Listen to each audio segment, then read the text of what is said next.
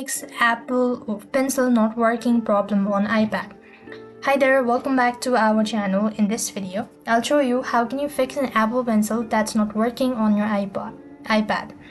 Now here's you could go with some of the basic checks. So make sure that the Apple Pencil is fully charged. It can take a while to charge, so ensure it's plugged in and charging for an extended period. Then you could also ensure that the Apple Pencil tip is securely screwed on.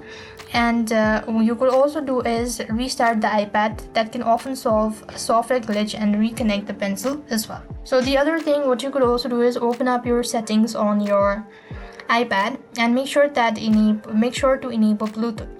So here's what you need to do is go to settings, go to Bluetooth, and make sure that Apple Pencil is connected.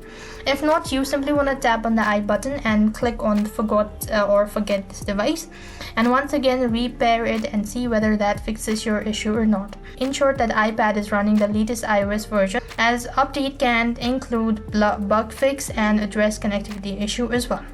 If nothing seems to be working out, then simply want to contact the support team and they will be assisting you. So I hope the video was helpful. Make sure to like, share and subscribe. Thank you for watching. See you in the next video.